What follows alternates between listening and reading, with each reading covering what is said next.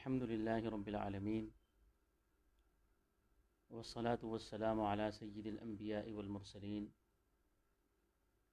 اما بعد فاعوذ باللہ من الشیطان الرجیم بسم اللہ الرحمن الرحیم۔ گزشتہ شب تراویح کے اندر 5واں پارہ تلاوت کیا گیا، جس میں سورۃ النساء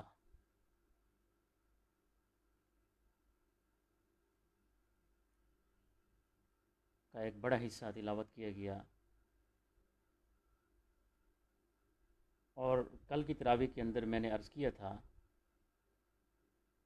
کیونکہ اس کا کچھ حصہ تقریباً 1 پاؤ کل کی تراویح کے اندر تلاوت ہو چکا ہے، لیکن مضامین چونکہ پوری صورت کے ایک دوسرے کے ساتھ ملے ہوئے ہیں، تو میں نے کل عرض کیا تھا کہ سورۃ نساء کا جو یہ حصہ ہے کل پھر اکٹھے بیان کیا جائے گا۔ سورۃ نساء یہ مدنی صورت ہے، اور اس کی وجہ تسمیہ یہ ہے کہ اس کے اندر زیادہ تر عورتوں کے مسائل مذکور ہیں، خاندانی، معاشرتی اور ازدواجی مسائل کا ذکر ہے، اس لیے اس صورت کو سورۃ النساء کا نام دیا گیا۔ یہ نساء امرأۃن کی جمع ہے،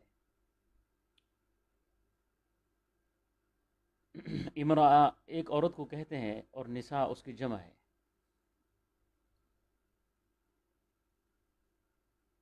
اور اس صورت سے تقریباً اگر کوئی آدمی غیر جانبدار ہو، اس کے اندر تعصب نہ ہو، تو اس صورت کا نام ہی اس کے سارے سوالوں کا جواب ہے۔ جس طرح اسلام کے متعلق موجودہ نام نہاد روشن خیالوں کا یہ الزام ہے کہ اسلام نے عورت کو کوئی مقام نہیں دیا، عورت کے حقوق کا خیال نہیں رکھا، عورت کو دوسرے درجے کی جنس بنا کے متعارف کرایا۔ تو یہ صورت ان سارے سوالوں کا جواب ہے، ان سارے اعتراضات کا جواب ہے کہ پاکستان کی پورے قرآن مجید کی 114 صورتیں ہیں، 114 صورتوں میں الرجال نام کی کوئی صورت نہیں ہے، یعنی مردوں کے نام کی کوئی صورت نہیں ہے۔ عورتوں کے نام کی باقاعدہ ایک صورت ہے، اور طویل ترین صورتوں میں سے ہے، 1.5 پارہ تقریباً یہ صورت چلتی ہے۔ اسلام نے عورت کے 4 روپ اور 4 حیثیتیں متعارف کرائیں: بیٹی کی حیثیت، بہن کی حیثیت، بیوی کی حیثیت اور ماں کی حیثیت۔ یہ 4 روپ اسلام نے عورت کے متعارف کرائے، اور پھر ان 4 روپوں کے ساتھ، 4 حیثیتوں کے ساتھ اللہ تبارک و تعالیٰ نے ایسی فضیلتیں ذکر فرمائیں۔ اگر وہ عورت بیٹی کے روپ میں ہے تو اللہ تبارک و تعالیٰ نے اسے رحمت کہا، گویا جس گھر میں بیٹی ہے اس گھر پر رحمت کے دروازے کھل گئے ہیں، یعنی سراپا رحمت اب اس کے گھر میں موجود ہے۔ اور رحمت کا مفہوم بہت زیادہ وسیع ہے، جس طرح لعنت کا مفہوم اپنے اندر وسعت رکھتا ہے، اسی طرح رحمت کا جو مفہوم اس کا معنی ہے اس کے اندر بھی بہت وسعت ہے۔ رحمت کہتے ہیں کہ اللہ تبارک و تعالیٰ کی طرف سے آسانیوں کے اور برکتوں کے سارے دروازے کھل جائیں، تو یہ رحمت کا مفہوم ہے۔ تو بیٹی کے اس روپ کو اللہ تبارک و تعالیٰ نے رحمت کہا۔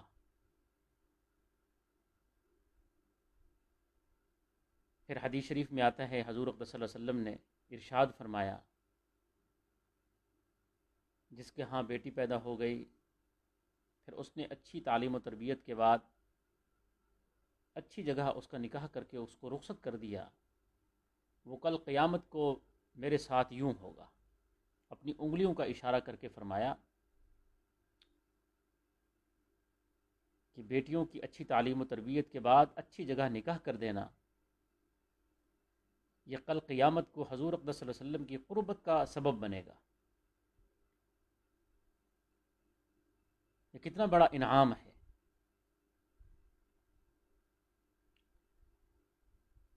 اور ایک نقطہ عجیب میرے ذہن میں بار بار آتا ہے کہ بیٹوں کو اللہ تعالیٰ نے نعمت اور بیٹی کو رحمت کہا۔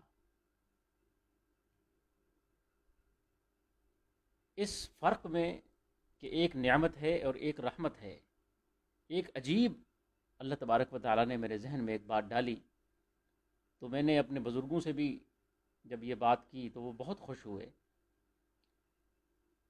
کہ نعمت اس لیے کہا کہ بعض دفعہ نعمتوں کا استعمال غلط ہو جاتا ہے۔ جوانی نعمت ہے،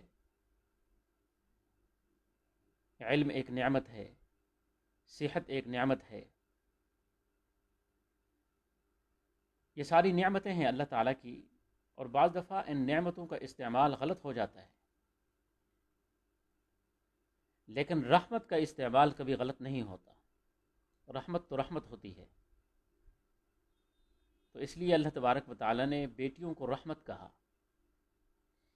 یہ بیٹی کا پہلا، عورت کی پہلی حیثیت ہے، یہ پہلا روپ ہے۔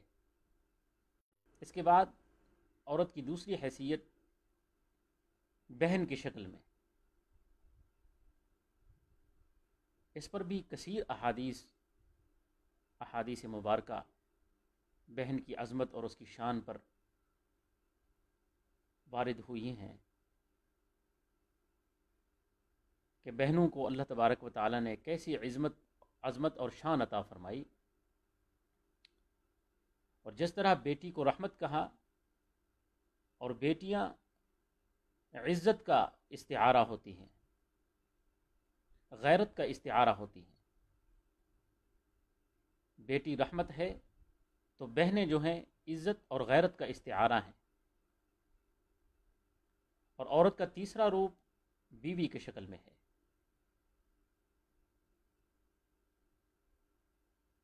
اور بیوی کو اللہ تبارک و تعالیٰ نے ایسا ساتھی بنایا ہے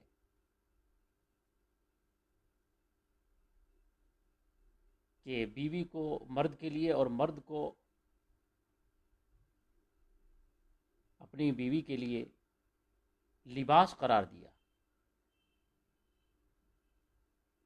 لباس کا ایک مفہوم ہمراز، یعنی سارے عیب اور سارے راز اس میں چھپ جاتے ہیں۔ جس طرح انسان اپنے اس ظاہری بدن پر لباس پہنتا ہے تو اندر اگر زخم ہو، خد و خال کی بناوٹ ٹھیک نہ ہو، تو وہ سارے کے سارے عیوب انسان کے اس لباس کے ذریعے چھپ جاتے ہیں۔ تو بیوی کو بھی اللہ تبارک و تعالیٰ نے مرد کے لیے لباس کہا، یعنی سارے عیوب اس مرد کے یہ بیوی چھپا لیتی ہے، اور آخر تک اس کی ہمراز اور ہمدم بن کے رہتی ہے۔ اور ایسی مودت اللہ تبارک و تعالیٰ جانبین میں پیدا فرماتے ہیں کہ سارے رشتے ایک ایک کر کے اگر چھوڑ جائیں، لیکن یہ دو رشتے ایسے اٹوٹ انگ بن کے زندگی بھر ساتھ رہتے ہیں کہ کوئی رشتہ پھر اس کے مقابل میں مثال کے طور پر ہم نہیں لا سکتے۔ اور پھر عورت کا ایک چوتھا روپ یا چوتھی حیثیت جو اسلام نے متعارف کرائی وہ ماں کی شکل میں ہے۔ جب ماں کہا تو پھر قدموں میں جنت رکھ دی۔ یہ کل 4 قسم کی حیثیتیں اللہ تبارک و تعالیٰ نے عورت کو عطا فرمائیں، یہ 4 روپ دیے، اور یہ ساری کے سارے عورت کی عظمت پر، اس کی عفت پر، اس کے شرف پر دلالت کرتی ہیں۔ موجودہ زمانے میں جو گلہ کیا جا رہا ہے اور جن عورتوں کی طرف سے اسلام سے حقوق کی بات کی جا رہی ہے، وہ بدقسمتی سے ان 4 عورتوں میں شامل نہیں ہیں۔ نہ وہ اچھی بیٹی بن سکیں، نہ وہ اچھی بہن بن سکیں، نہ وہ اچھی بیوی بن سکیں، نہ وہ اچھی ماں بن سکیں۔ وہ ایک 5واں روپ چاہتی ہیں، پھر اس کے لیے وہ حقوق طلب کرتی ہیں۔ بدقسمتی سے اللہ تبارک و تعالی نے اس 5ویں عورت کے لیے دین اسلام کے اندر کوئی ایسی شناخت متعارف نہیں کرائی، کوئی ایسی عظمت متعارف نہیں کرائی، کوئی ایسے حقوق اس 5ویں عورت کے لیے منتخب نہیں کیے۔ یہ گلہ پھر ان عورتوں کا ہے جو اپنی 5ویں حیثیت منوانا چاہتی ہیں۔ بیٹی بن کر رہیں تو پھر یہ رحمت ہیں، بہن بن کر رہیں تو یہ عزت اور غیرت ہیں، بیوی بن کر رہیں تو یہ عصمت ہیں، اور ماں بن کر رہیں تو پھر قدموں میں جنت ہے۔ اور اس کے علاوہ اگر عورت کوئی کچھ بننے کی کوشش کرتی ہے تو پھر وہ ساری عظمتوں سے اپنے آپ کو خالی کر لیتی ہے۔ اور پھر عورت کے متعلق 3 رویے مستقل شروع سے ہی چلے آ رہے ہیں۔ پہلے نمبر پر عورت کے بارے میں ایک رویہ زمانہ جاہلیت کا ہے، جو وہ عورت کو حقیر اور ذلیل ترین مخلوق سمجھتے تھے۔ ان کے ہاں عورت کا وجود ایک کھلونا تھا، بلکہ زمانہ جاہلیت میں ایسے واقعات بھی ملتے ہیں کہ ایک عورت سے پورا خاندان شادی کرتا تھا، اور کسی قسم کے حقوق اسے نہیں دیے جاتے تھے۔ اور آج بھی جن علاقوں میں یہ جہالت موجود ہے، ہندوستان کے بعض علاقوں میں عورت کا، اور ہمارے یہاں پاکستان کے اندر بھی بعض ایسے علاقے موجود ہیں جو عورت کی اسی حیثیت کو آج تک انہوں نے برقرار رکھا ہوا ہے۔ اور دوسرا رویہ عورت کے متعلق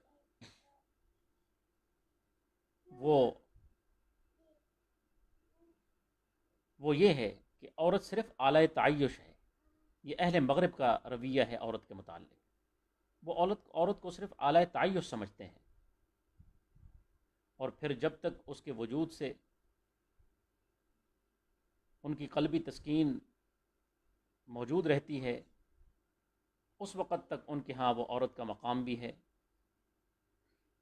عورت کو وہ عزت بھی دیتے ہیں۔ لیکن جب ان کی تسکین کا سامان ختم ہو جاتا ہے، پھر ان کے لیے بھی عورت گلی کے گٹر کے ایک کیڑے کی طرح اپنی باقیہ زندگی بڑی عبرتناک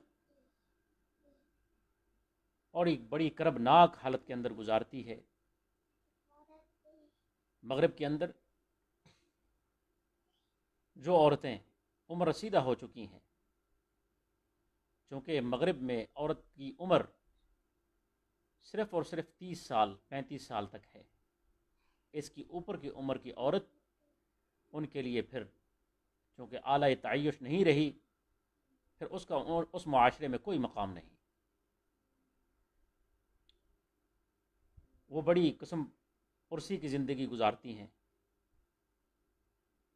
وہ ساری زندگی پھر ساتھی کی تلاش میں سرگرداں رہتی ہیں جو ایسا ہو جو ان کے لیے وفادار ثابت ہو۔ اور ایک رویہ اسلام کا ہے، اسلام نے عورت کو جو مقام عطا فرمایا ہے وہ دنیا کے کسی معاشرے میں وہ مقام عورت کے متعلق نہیں ہے۔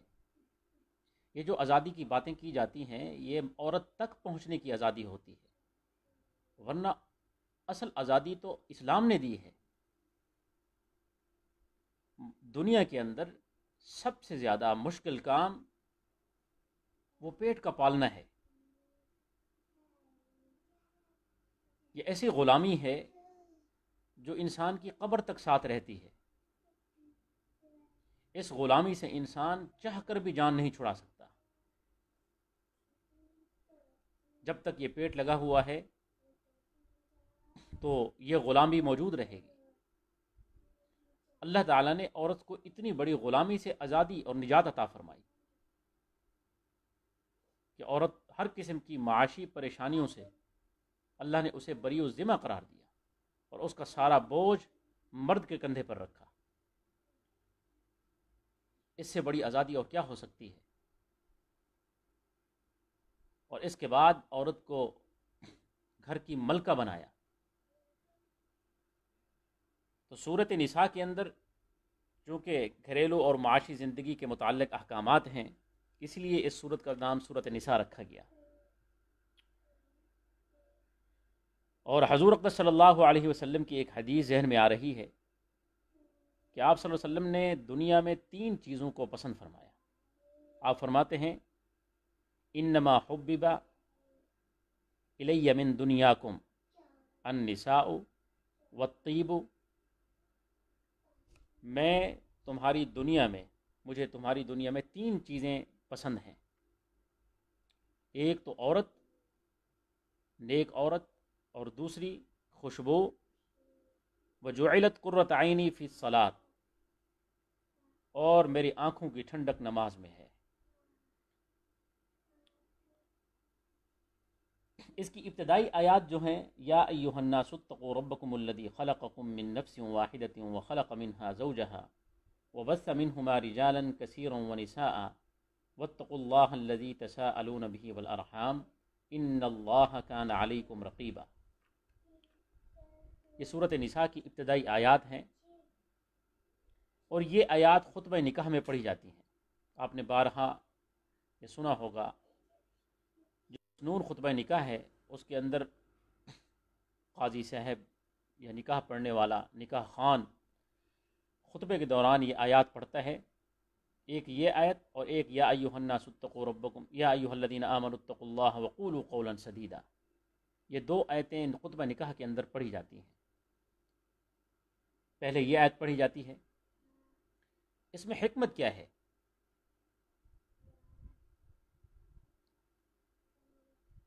ہم یہ آیتیں اور خطبے کے دوران جو چیزیں پڑھی جاتی ہیں، بدقسمتی سے ہم باعث ثواب ان چیزوں کو سمجھ کر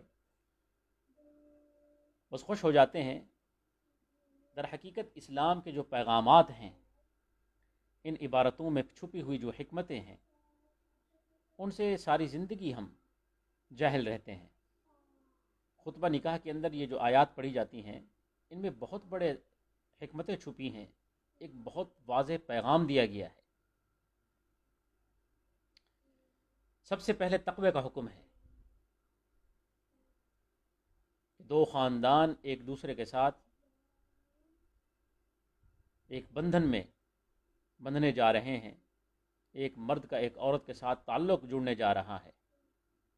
اگر یہ تعلق خوف خدا سے خالی ہو تو پھر وہ تعلق کبھی پائیدار اور مضبوط نہیں ہو سکتا۔ تو سب سے پہلے اللہ تبارک و تعالی نے یہ پیغام دیا ہے اس نکاح کی مجلس میں کہ یہ تعلق اگر خوف خدا اور تقوی کی بنیاد پر ہے تب یہ تعلق مضبوط ہوگا۔ ہمارے ہاں جو رشتے بنتے ہیں بدقسمتی سے، وہ رشتے خوف خدا کی بنیاد پر ہوتے نہیں ہیں، وہ جانبین کے اندر چھپی ہوئی کچھ مفادات ہوتے ہیں، دونوں جانب، ایک جانب نہیں، کیونکہ دلوں کا دل پر عکس پڑتا ہے۔ ایک جانب اگر کسی کے دل میں دوسرے کی بدخواہی آتی ہے تو سلسلہ ایسا ہے دلوں کا کہ اللہ تبارک و تعالیٰ دوسرے کے دل میں بھی وہ بدخواہی پیدا فرما دیتے ہیں۔ یہ انسان کی خام خیالی ہوتی ہے کہ میں فلاں سے نفرت کرتا ہوں، یہ ہماری خام خیالی ہو سکتی ہے۔ یہ نفرت یک طرفہ ہو ہی نہیں سکتی۔ جب تم کسی سے نفرت کرتے ہو تو اللہ اس کا عکس اس کے دل پر بھی ڈال دیتے ہیں، وہ بھی پھر نفرت کرنے لگتا ہے اگرچہ اس کا اظہار نہ بھی کرے۔ یہ محبتیں، یہ نفرتیں، یہ یک طرفہ نہیں ہوتی۔ یہ جو ہم محبت کے بارے میں یک طرفہ محبت کہتے ہیں، یہ محبت یک طرفہ ہوتی نہیں ہے۔ محبتیں ہمیشہ دو طرفہ ہوتی ہیں، یک طرفہ ہوس ہو سکتی ہے، محبتیں یک طرفہ ہوتی ہیں، یک طرفہ نہیں ہوتی۔ اور اسی طرح نفرت بھی یک طرفہ نہیں ہوتی۔ آپ اگر کسی سے نفرت کرتے ہیں تو یہ یک طرفہ نہیں رہے گی۔ کسی کی بدخواہی چاہتے ہیں تو یہ بدخواہی بھی یک طرفہ نہیں رہے گی۔ کسی کے ساتھ آپ کا تعلق لالچ کی بنیاد پر ہے، مفاد کی بنیاد پر ہے، تو یقین کر لیں یہ بھی یک طرفہ نہیں رہے گا۔ دوسری جانب بھی مفادات پیدا ہونا شروع ہو جائیں گے۔ تو پہلا جو پیغام نکاح کی مجلس میں دیا جاتا ہے وہ اسی تقوی کا ہے۔ پھر اس کے بعد الذی خلقکم من نفس واحدہ، یہ طبقاتی فرق پر ایک ضرب ہے کہ اللہ تبارک و تعالیٰ نے نکاح کی مجلس میں اس طبقاتی فرق کو ایک ضرب لگائی ہے اور واضح فرما دیا ہے کہ تم میں کوئی اونچ نیچ، کوئی ذات پات، کوئی طبقاتی فرق جو تم نے اپنے دماغوں میں ملحوظ رکھے ہوئے ہیں۔ ایک مجلس میں اگر یہ سید شادی کر رہا ہے کسی غیر سید سے، یہ فرق اگر اس کے ذہن میں موجود ہے تو اللہ نے نکاح کی مجلس میں اس فرق کو ختم کر دیا ہے اور واضح طور پر فرما دیا ہے کہ من نفس واحدہ، خلقکم من نفس واحدہ، کہ میں نے تمہیں ایک ہی جان سے پیدا کیا ہے۔ کہ دنیا میں جتنی بھی ذات پات، قومیں موجود ہیں، ایک دوسری جگہ اللہ تعالیٰ نے فرمایا ہے لِتَعَارَفُوا بَيْنَهُمْ، یہ سب تمہارے آپس میں تعارف کے لیے ہیں۔ إِنَّ أَكْرَمَكُمْ عِنْدَ اللَّهِ أَتْقَاكُمْ، اللہ کے ہاں تو سب سے مکرم جو ہے وہ تو تقوی والے ہوتے ہیں۔ تو یہاں بھی اس فرق پر اللہ نے ضرب لگائی ہے کہ اگر یہ فرق تمہارے دلوں میں ہے تو آج سے سن لو کہ تم سب ایک ہی نفس سے، ایک ہی جان سے پیدا کیے گئے ہو۔ کوئی لغاری ہے، کوئی مزاری ہے، کوئی اونچے خاندان سے تعلق رکھتا ہے، اس کا رشتہ جڑ رہا ہے، اگر کسی معاشرے میں جانے جانے والے ایک کم معروف خاندان سے، ظاہر ہے چمگویاں ہوتی ہیں، اس پر باتیں کی جاتی ہیں کہ یہ دو خاندان، یہ اونچ نیچ، اللہ نے پھر اس نکاح کی مجلس میں یہ واضح اس فرق پر ایک ضرب لگائی ہے۔ اور پھر واتقوا اللہ الذی تساءلون بہ والارحام ان اللہ کان علیکم رقیبا، صلہ رحمی کا سبق بھی دیا اور ساتھ میں ایک تنبیہ بھی فرمائی کہ یہ جو عورت تم اکیلی لے کے جا رہے ہو، تم یہ سمجھتے ہو اب یہ میری محکوم ہے، میں اس کے لیے حاکم بن گیا ہوں، تو یہ یاد رکھو ان اللہ کان علیکم رقیبا، کہ اللہ تمہارا ساتھی موجود ہے، یہ عورت اکیلی نہیں ہے، تم میں ایک اور بھی ہے، وہ جو تمہارے سارے معاملات کو بخوبی دیکھ رہا ہے، تو اللہ تعالیٰ،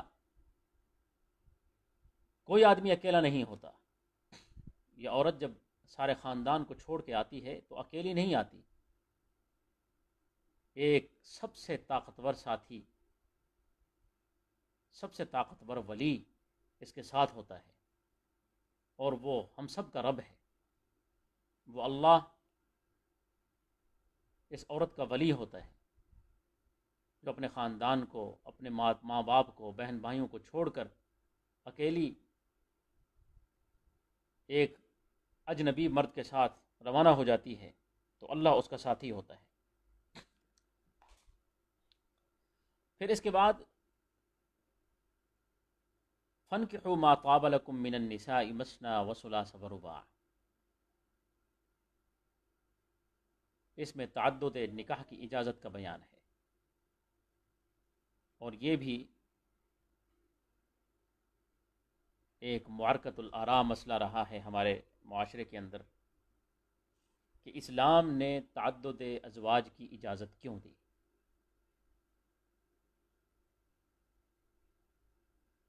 یہ سب سے زیادہ وہ لوگ سوال کرتے ہیں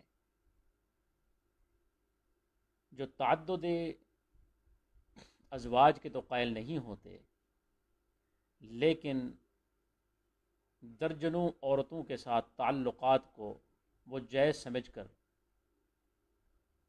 تعلقات نبھا رہے ہوتے ہیں.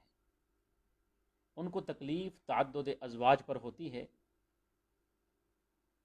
اور تعدد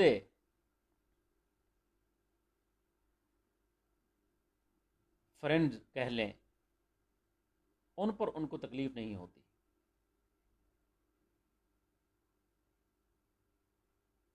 اس کی حکمتوں پر ایک لمبی چوڑی بحثیں موجود ہیں کہ اللہ تعالیٰ نے تعدد ازواج کی جو یہ اس کے اندر کیا حکمت ہے. یہ ایک الگ بحث ہے، ایک لمبی بحث ہے، کیونکہ وقت مختصر ہوتا ہے. تو انشاءاللہ اللہ نے اگر موقع دیا تو اس پر بھی رمضان المبارک کے بعد ایک مجلس کے اندر اس پر سیر حاصل گفتگو کریں گے. لیکن یہاں ہم اس آیت کو اگر پوری طرح انسان پڑھے تو اس کے اندر اس کے تقریباً اکثر اشکال ختم بھی ہو جاتے ہیں. پہلی بات تو یہ تھی کہ اسلام نے تعدد ازواج کا جو یہ نظریہ بیان کیا تھا، یہ نیا نہیں تھا. عرب معاشرے کے اندر تعدد ازواج کا سلسلہ موجود تھا، بلکہ ایک ایک مرد کی سینکڑوں سینکڑوں بیویاں ہوتی تھیں. اسلام نے اس تعداد کو متعین کیا ہے. درجنوں بیویاں، سینکڑوں بیویاں، ایسے شعراء کا تذکرہ ملتا ہے. زمانہ جاہلیت کے اندر ایسے نامور لوگوں کا تذکرہ موجود ہے جن کی 100 بیویاں تھیں. تو کوئی حد بندی نہیں تھی. تو اسلام نے باقاعدہ ایک حد بندی 4 تک کی اجازت دی کہ اس کے بعد نہیں. لیکن پھر اس کے بعد جو اگلی آیت کے اندر ایک سخت شرط لگا دی کہ اگر اس شرط کو تم پورا کر سکو تو پھر 4 وگرنہ 1، کہ انصاف کرنا ہے تم نے ہر معاملے میں، شباشی کے معاملے میں بھی. ہاں، ایک معاملے میں انسان کو پھر معذور سمجھا گیا کہ اگر دلی رغبت کسی کے ساتھ ہے تو دلی رغبت میں انسان معذور ہے، وہ معاف ہے. لیکن شباشی، گھر کے اخراجات ہیں. ہمارے بزرگ حضرت حکیم الامت حضرت مولانا اشرف علی تھانوی کی بھی 2 بیویاں تھیں. تو کسی نے آپ سے بطور مزاح ایک دفعہ کہہ دیا، حضرت آپ کی تو 2 بیویاں ہیں، آپ تو جنت میں رہتے ہیں. آپ نے پھر اسے جواب دیا کہ ہاں، لیکن اس جنت کو پلسرات پر طے کر کے جانا پڑتا ہے. اس جنت تک ایک پلسرات ہے، اور پھر فرمایا میں نے یہ دو شادیاں اس لیے کی ہیں تاکہ تم نہ کر سکو۔ پوچھنے والے نے پوچھا حیران ہو کے، ایسا کیوں کہہ دیا حضرت؟ کہا جتنا انصاف ان دونوں کے درمیان میں کرتا ہوں، اگر تم وہ کر سکتے ہو تو کرو۔ ان کے بارے میں آتا ہے ایک دفعہ ایک مرید 2 تربوز لے کے آیا، اور تربوز کو آپ نے 2 تربوز تھے، ہم وزن تربوز تھے، تو آپ نے دونوں تربوزوں کو درمیان میں کاٹا اور آدھا کر کے پھر آدھا وہاں سے لے کر اس تربوز کے ساتھ ملایا، یہ آدھا لے کر اس تربوز کے ساتھ ملایا، پھر کہا ان کو اب گھر بھیج دیں۔ تو کہنے والے نے کہا حضرت یہ تو ہم وزن تربوز تھے، اور ہم آپ کے انصاف کی جو تقاضے ہیں اور آپ کا جو مزاج ہے ہم اس کو جانتے ہیں کہ آپ خوب انصاف کرنے والے ہیں، تو آپ نے ایسا کیوں کیا؟ تو آپ نے فرمایا ہاں وزن برابر تھا، یہ مجھے بھی پتہ ہے، لیکن کیا یہ دونوں مٹھاس میں بھی برابر تھے؟ ہو سکتا تھا ایک میں مٹھاس کم ہو اور دوسرے میں زیادہ ہو، اور یہ بھی انصاف کے خلاف تھا کہ مٹھاس والا ایک کے پاس چلا جاتا اور کم مٹھاس والا دوسرے کے پاس چلا جاتا۔ تو میں نے آدھا آدھا کر کے پھر ان کو تقسیم کر دیا کہ پھر تاکہ یہ بھی انصاف کے ساتھ تقسیم ہو۔ اگر کوئی آدمی اس جیسا انصاف کر سکتا ہے تو پھر دین اسلام نے اس کو اجازت دی ہے کہ وہ ایک کے بجائے 2 کر لے، 3 کر لے۔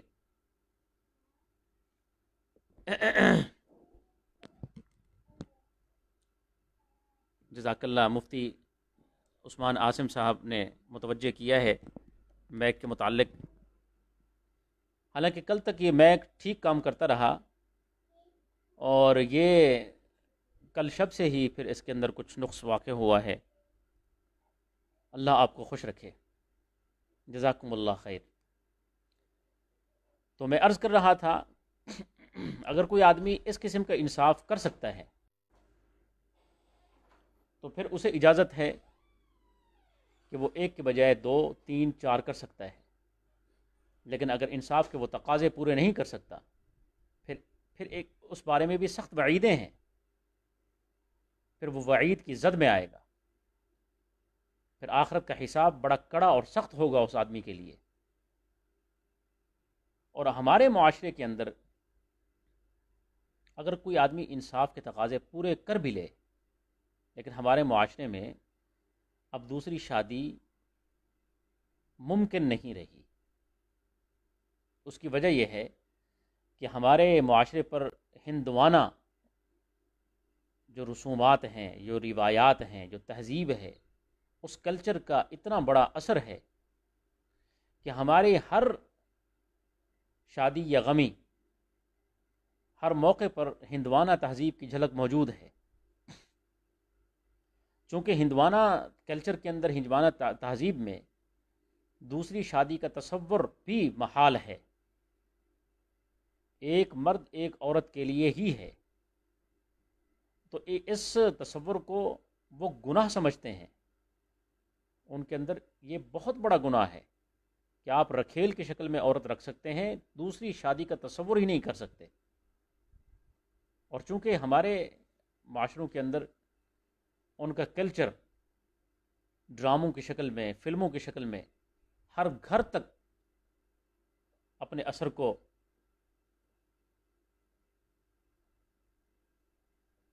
مسلسل ان کے دماغوں کو متاثر کر رہا ہے، تو یہی وجہ ہے کہ دوسری شادی کا تصور نہ عورت برداشت کرتی ہے، نہ اس کا خاندان برداشت کرتا ہے۔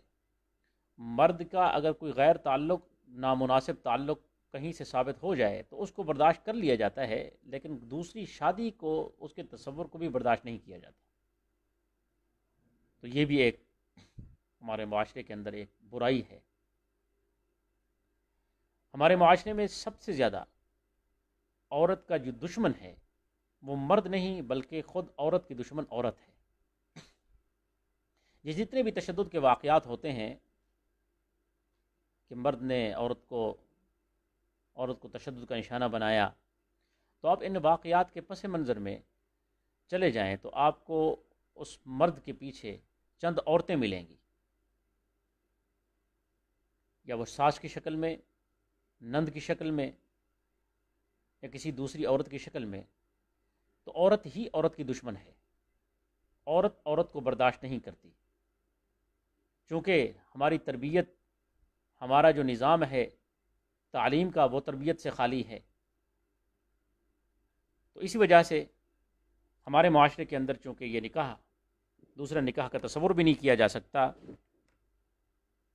بہرحال اسلام نے اگر اجازت دی ہے تو ساتھ میں کچھ شرائط بھی رکھی ہیں. پھر اس کے بعد اللہ تبارک و تعالی نے وصیت کا ایک باب ذکر فرمایا ہے. اس کے مسائل بھی بڑے وسیع اور کثیر ہیں، ان کا موقع بھی یہاں بیان کرنے کا نہیں ہے. وصیت کا ایک باب ہے جس میں عورتوں کو باقاعدہ اللہ تبارک و تعالیٰ نے ایک حصہ عطا فرمایا. زمانہ جاہلیت میں عورت کا چونکہ وراثت کے اندر کچھ حصہ نہیں تھا، اور اسلام نے باقاعدہ اسے وراثت کا حقدار قرار دیا. اور چونکہ ناقدین جو ہیں اور منکرین، وہ اسلام کی ایک ایک چیز کو جزیات پر اس کے اندر سے کمزوری نکالنے کی کوشش کرتے ہیں. ایک طرف ان کا پہلے ڈھنڈورا یہ ہوتا ہے کہ اسلام نے عورت کو حقوق نہیں دیے، پھر ان کا پھر یہ بھی شور مچنا شروع ہو جاتا ہے کہ پھر ان کو وراثت میں کم حصہ کیوں دیا گیا،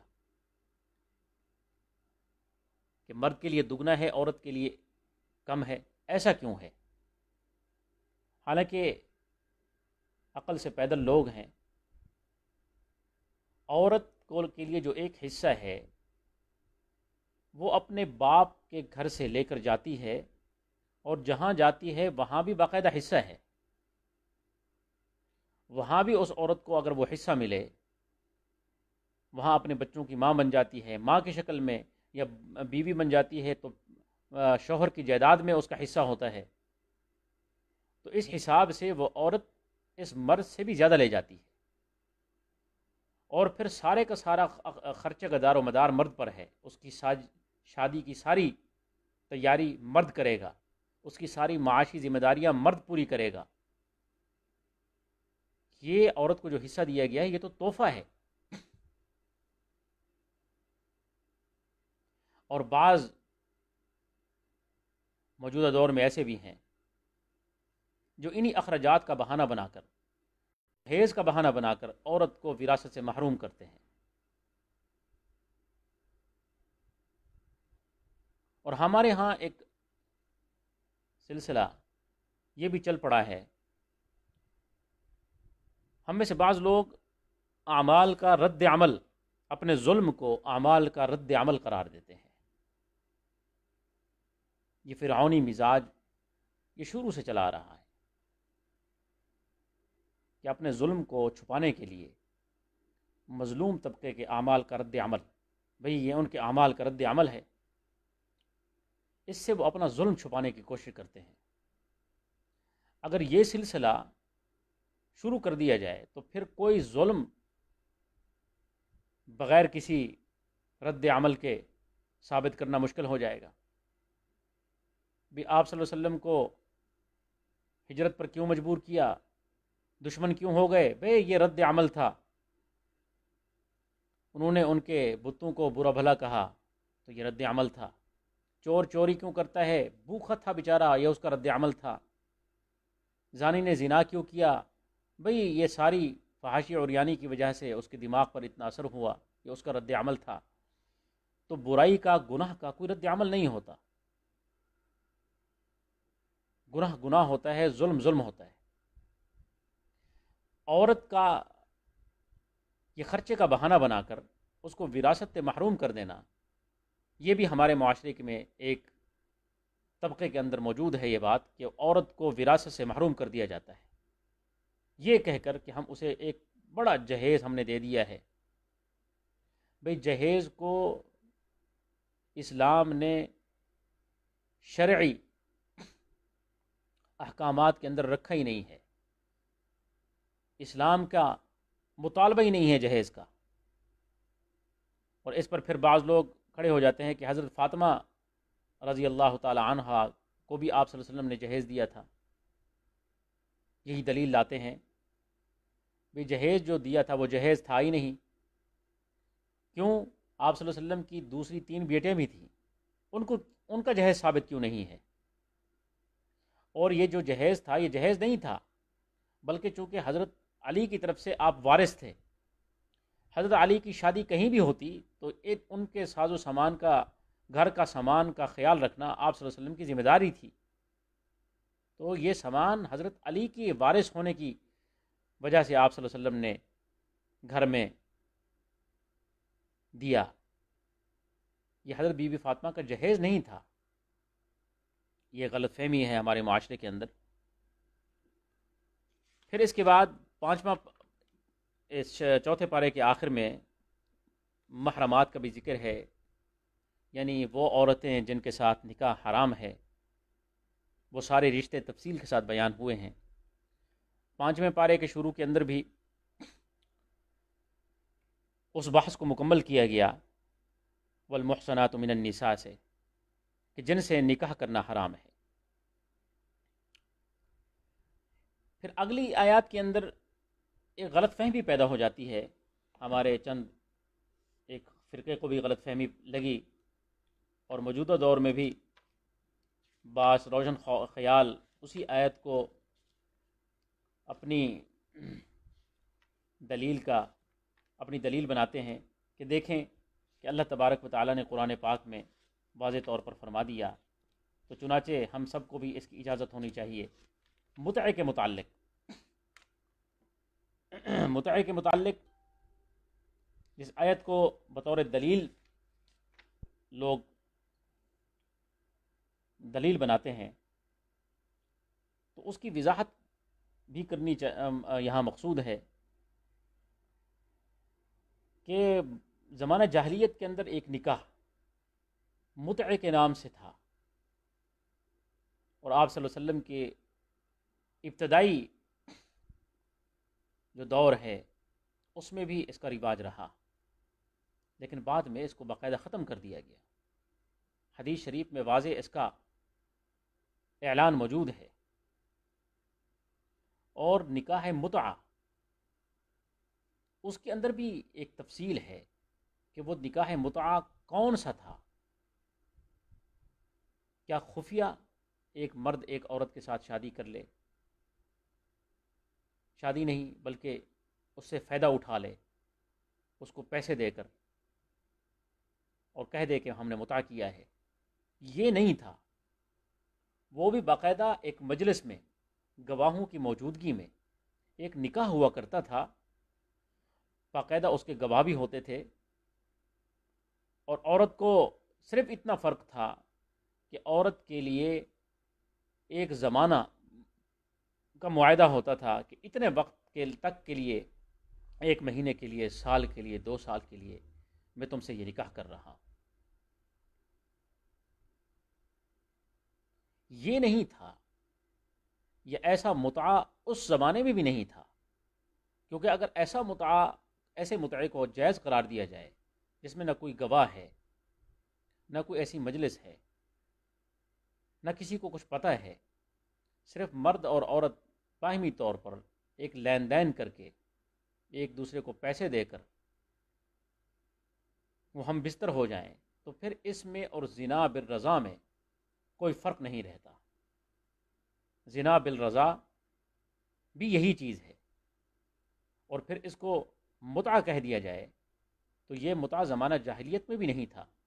زمانہ جاہلیت میں جس نکاح کو نکاح متعہ کہا گیا، وہ بھی در حقیقت یہی تھا کہ اس کی باقاعدہ مجلس ہوتی تھی، گواہ ہوتے تھے، بس فرق اتنا تھا کہ وہ نکاح ایک وقت کے لیے ہوتا تھا، اور جو متعہ ہمارے ہاں معروف ہے، یہ متعہ اس زمانے میں بھی نہیں تھا۔ تو ایک غلط فہمی ہے۔ پھر اس کے بعد الرجال قوامون علی النساء، کہ مرد کو عورت پر اللہ تبارک و تعالیٰ نے قوام بنایا ہے. اور قوام کا معنی ہم لوگ حاکمیت بھی کرتے ہیں، کہ مرد کو عورت کیا اللہ تبارک و تعالیٰ نے حاکم بنایا ہے. قوام کا جو حقیقت میں لغوی معنی ہے وہ حاکم نہیں ہے. اس کا لغوی معنی ہے، یہ اس لکڑی کو کہتے ہیں جو کسی بیلدار جو بوٹیاں ہوتی ہیں، جیسے انگور کی بیل ہے، جیسے سبزیوں کی بیلیں ہیں، ان کے ساتھ ایک لکڑی لگا دی جاتی ہے تاکہ بیل کا پھل زمین پر خراب نہ ہو جائے اور یہ بیل اوپر چڑھے اس قوام پر، اور اس کا پھل بھی محفوظ رہے کیڑا لگنے سے، اور زمین کی مٹی اس پر نہ چڑھے.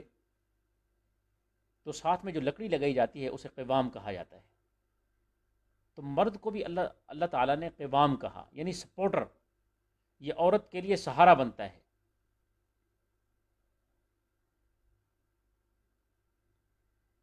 اور فوقیت دی. اور اللہ تبارک و تعالیٰ نے دو آگے وجہیں بھی بتائیں. اس کی فوقیت کی دو وجہیں ہیں، ایک وہبی ہے اور ایک کسبی ہے. کہ مرد کو ہم نے فوقیت کیوں دی، اس کی ایک وجہ اللہ نے وہبی بتائی. کہہ دیا ہم جس کو چاہتے ہیں جس پر فضیلت دے دیتے ہیں. مرد کو ہم نے فضیلت دی ہے، یہ ایک وہبی وجہ ہے. اور دوسری کسبی وجہ یہ ہے کہ مرد جو ہے وہ عورت کی ساری ذمہ داریاں اس کے کندھے پر ہوتی ہیں. کھلانا پلانا، اس کے نان نفقے کا انتظام، اس کے گھر کا انتظام، اگلی جو نسل پیدا ہوگی اس نسل کی تعلیم و تربیت کا سارا انتظام و انصرام مرد کے کندھوں پر ہے. اور وہابی میں جو فضیلت دی ہے وہ اس کے جسمانی اعتبار سے بھی ہے. جسمانی قوتیں اور جسمانی خد و خال بھی یہ تقاضا کرتے ہیں کہ مرد کی بناوٹ اور طرح ہے، عورت کی بناوٹ اور طرح ہے، جو اس کی فوقیت پر دلالت کرتی ہے. اس کا مفہوم یہ نہیں ہے، کیونکہ حاکمیت کا ہمارے ہاں جو تصور پیدا ہو چکا ہے، ہم حاکم اپنے ملک کے بادشاہوں کو کہتے ہیں، پھر ان کے جو مظالم اپنی عوام پر ہوتے ہیں، پھر وہی تصور ہمارے ذہنوں میں پیدا ہو گیا ہے. ورنہ حقیقت میں حاکم کا معنی یہ نہیں ہے کہ حاکم جو ہوگا وہ ظالم بھی ہوگا، بلکہ جس کے کندھوں پر ساری ذمہ داریاں ہوں، جو ان کے تمام تر ضرورتوں کا خیال رکھنے والا ہو، عوام کی تمام تر سہولیات کا، ان کی ضروریات کا جو خیال رکھے گا وہ حاکم ہوگا. حاکم کا مطلب یہ نہیں ہے یہ ان کے لیے ان پر ظالم بن کر مسلط ہوگا.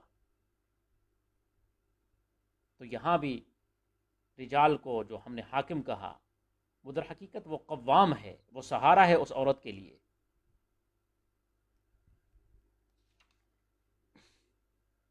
پھر اس پارے کے اندر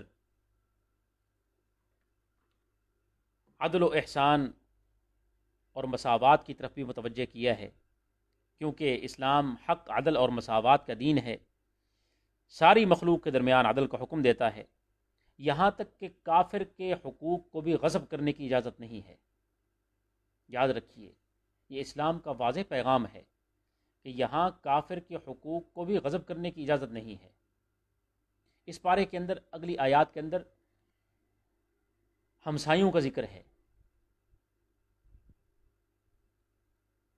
تو یہاں چونکہ اسلام عدل و انصاف کا دین ہے، اس ضمن میں حضرت مفسرین نے حضرت عثمان بن طلحہ کا ایک مشہور واقعہ ذکر فرمایا ہے. واقعہ یہ تھا کہ ایک دفعہ آپ صلی اللہ علیہ وسلم نے، یہ کلید برادر تھے، کعبۃ اللہ کی چابی ان کے ہاتھ میں تھی، ابھی تک مکہ فتح نہیں ہوا تھا، آپ زیارت کے لیے آئے ہوئے تھے. تو حضرت عثمان بن طلحہ سے حضور اقدس صلی اللہ علیہ وسلم نے چابی مانگی کہ میں اندر جا کر نوافل پڑھنا چاہتا ہوں. تو انہوں نے انکار کر دیا. تو پھر آپ صلی اللہ علیہ وسلم نے حضرت عثمان کو کہا تھا کہ ایک وقت ایسا آئے گا یہ چابی میرے ہاتھ میں ہوگی اور پھر تم اس وقت کچھ نہیں کر سکو گے۔ فتح مکہ کے دن چابی حضور اقدس صلی اللہ علیہ وسلم کے ہاتھ میں پہنچی، ان سے وہ چابی لے لی گئی، لیکن اور مسلمانوں میں بعض ایسے مسلمان بھی تھے جو یہ چاہتے تھے کہ یہ چابی اب کعبے کی جو تولیت ہے یہ ہمیں مل جائے، ہم اس کے کلید بردار بن جائیں، لیکن اللہ تبارک و تعالی نے یہ کلید، یہ چابی انہی کو واپس کرنے کا حکم دیا، اور یہی واقعہ ان کے اسلام لانے کا سبب بنا۔ پھر ایک یہودی کا واقعہ بھی مذکور ہے جسے مفسرین نے چھٹے رکوع کی بعض آیات کے شان نزول پر بھی ذکر کیا ہے کہ ایک منافق مسلمان تھا، اس کا یہودی کے ساتھ کسی معاملے میں جھگڑا ہو گیا، تو پھر وہ اپنا فیصلہ لے کر حضور اقدس صلی اللہ علیہ وسلم کے پاس پہنچے۔ اسے خیال یہی تھا، آپ نے فیصلہ کیا، اسی یہودی کے حق میں فیصلہ ہوا، اور منافق یہ سوچنے لگا کہ حضرت عمر جو ہے وہ کفار کے معاملے میں بہت زیادہ سخت ہیں، ان سے میں اپنے من پسند فیصلہ کروا لوں گا۔ تو وہ یہ فیصلہ لے کر حضرت عمر کے دربار میں پہنچا، اور پھر انہیں جب یہ معلوم ہوا کہ اس کا فیصلہ پہلے حضور اقدس صلی اللہ علیہ وسلم کی دربار میں پیش ہوا ہے، پھر آپ نے بھی فیصلہ یہودی کے حق میں کیا ہے، تو حضرت عمر نے پھر اس کا فیصلہ اپنی تلوار کے ذریعے کیا۔ یعنی جو حضور اقدس صلی اللہ علیہ وسلم کا فیصلہ نہیں مانتا، پھر اس کا فیصلہ میری تلوار کرتی ہے۔ اس ضمن میں اس واقعے کو مفسرین نے ذکر کیا ہے، واللہ اعلم بالصواب۔ پھر منافقین کی سازشوں کا بھی بیان ہے، پھر قتل عمد کی سزا کا بیان ہے۔ کوئی آدمی کسی کو جان بوجھ کر قتل کرتا ہے تو اللہ تعالیٰ نے اس پر لعنت بھیجی ہے۔ حدیث شریف میں اس کے متعلق جو الفاظ ہیں وہ یہ ہیں کہ اس نے گویا کہ پوری انسانیت کو قتل کیا ہے، اور اللہ تبارک و تعالیٰ نے ایسی سخت وعید سنائی ہے کہ وہ ہمیشہ ہمیشہ کے لیے جہنم میں جلے گا۔ ناحق قتل کرنا اسلام کے اندر سب سے بڑا جرم ہے، چاہے وہ کسی کا بھی ہو۔ آپ ایک جانور کو بھی نہیں مار سکتے۔ کسی نے اس پر کتنی خوبصورت بات کہی کہ جو اسلام مجھے بلا ضرورت پانی بہانے کا بھی حکم نہیں دیتا، پانی بہانے کو بھی ناجائز قرار دیتا ہے، اسے اسراف کے زمرے میں ڈالتا ہے، اس پر آخرت میں حساب و سوال و جواب کا مرتکب کہ آخر میں تیرے ساتھ اس کا بھی سوال و جواب ہوگا۔ یہاں تک کہہ دیا ہے پانی کو ضائع کرنے پر، تو وہ ایک انسانی خون کے ضائع کرنے پر کس طرح اس کو برداشت کر سکتا ہے یا اسے معاف کر سکتا ہے۔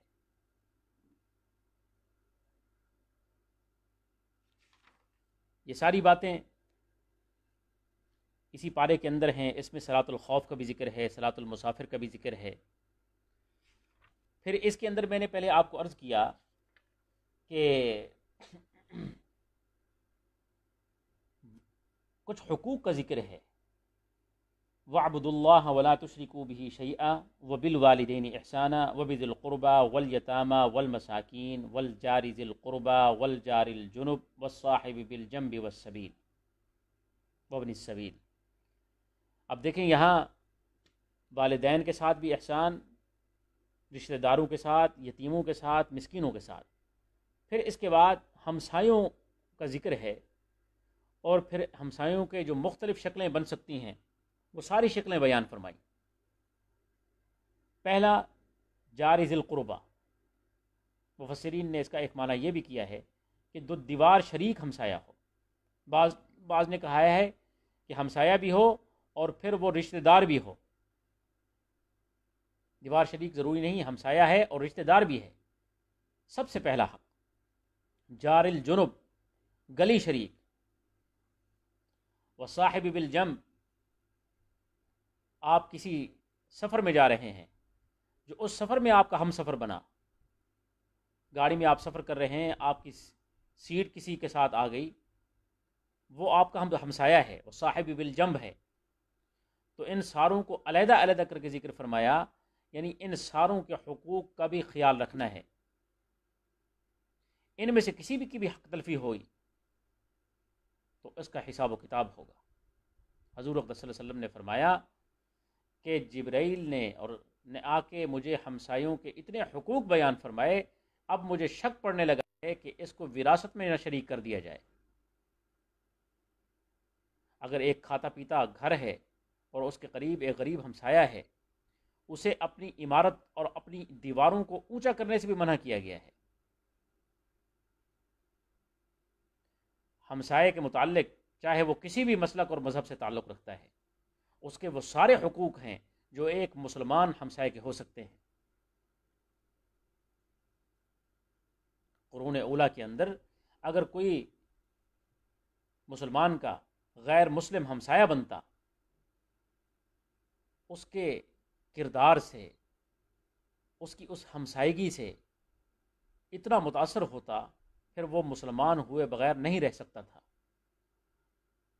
ہمارے قرب و جوار میں اگر کوئی بدعقیدہ رہتا ہے تو ہمارے اعمال و کردار سے اس کی بدعقیدگی میں زیادتی تو ہو سکتی ہے، وہ ہمارے اعمال و کردار سے متاثر ہو کر اسلام کے قریب نہیں ہو سکتا۔ کسی نے خوبصورت بات کہی تھی جو مجھے یاد آ رہی ہے۔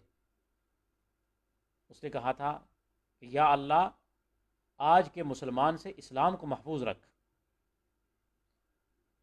میں نے کل ہی اپنے ایک دوست سے بات چیت کرتے ہوئے کہا کہ عالم کفر کے اندر بعض لوگ کنارے پر کھڑے ہوئے ہیں،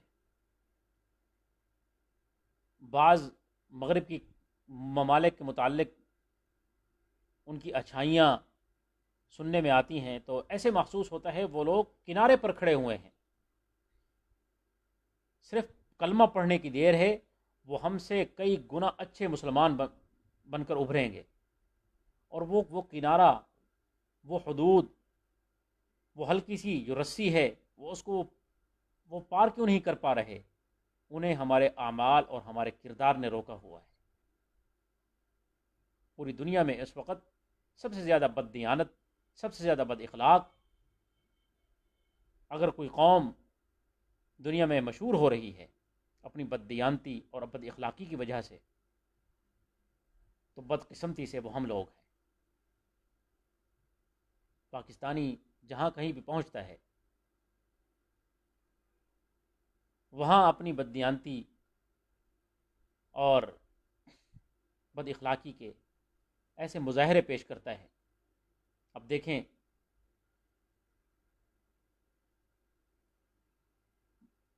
جتنے بھی یورپین کنٹریز ہیں،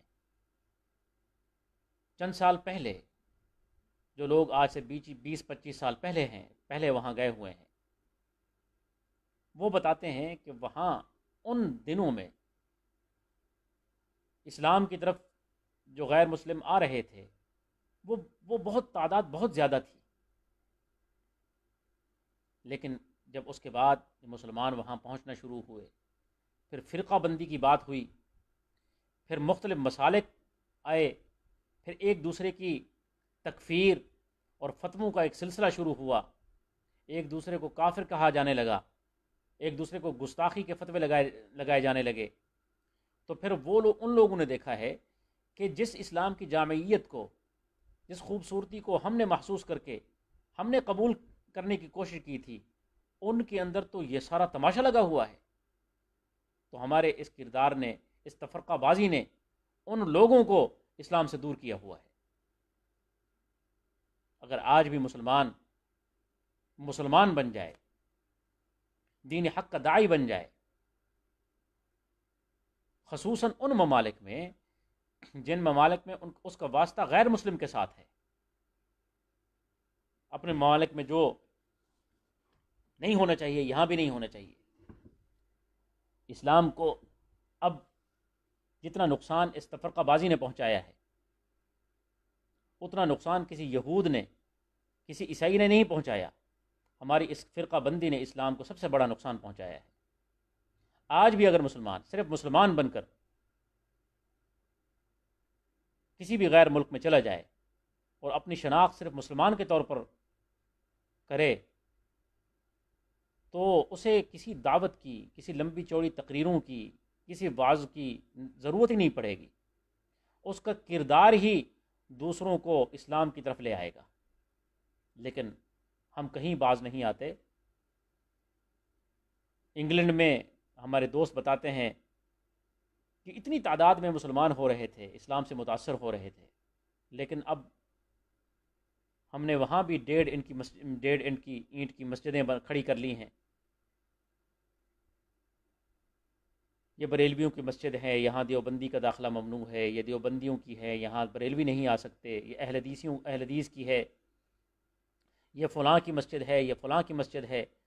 اب غیر مسلم کنفیوز ہے.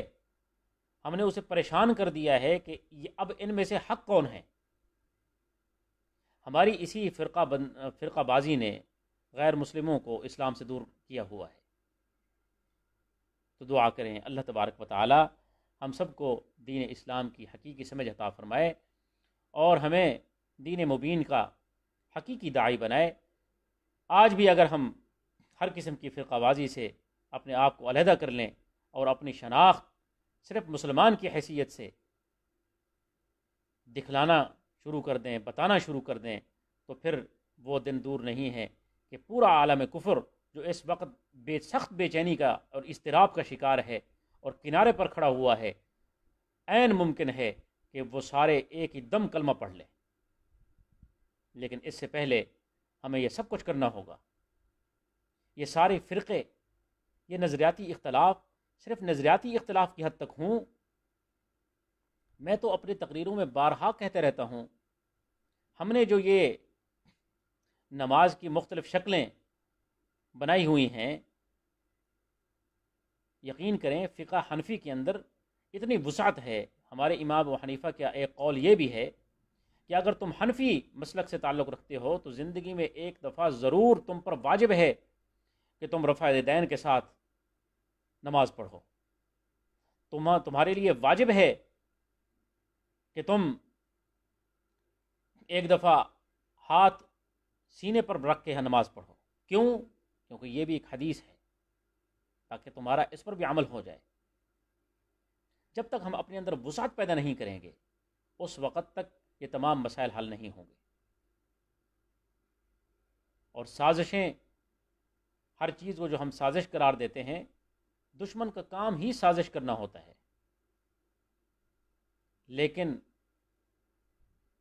سازشیں ان کے خلاف کی جاتی ہیں جو رکاوٹ بن رہے ہوں، جن کے بارے میں یہ خوف ہو یا ہمیں گھیر لیں گے. یقین کریں اس وقت ہماری پوزیشن یہ ہے، ہمارے خلاف وہ کیا سازشیں کریں گے جتنی ہم نے اپنے خلاف خود سازشیں کی ہوئی ہیں. ہم سازش کے لیے خود کافی ہیں. ہم اس وقت آل راؤنڈر قوم بن چکے ہیں. ہمیں کسی دوسرے یہودی کی، کسی عیسائی کی، کسی دوسرے فرقے کی، کسی دوسرے ہندو کی سازش کی ضرورت ہے ہی نہیں. ہم خود اتنی سازشی ہیں، ہمیں کیا ضرورت پڑے گی ہم کہ کسی دوسرے کی سازش ہمیں جو ہے نقصان پہنچائے. دعا کریں اللہ تبارک و تعالی ہمیں دین کی صحیح سمجھ عطا فرمائے. وما علینا الا البلاغ، وآخر دعوانا الحمد للہ رب العالمین.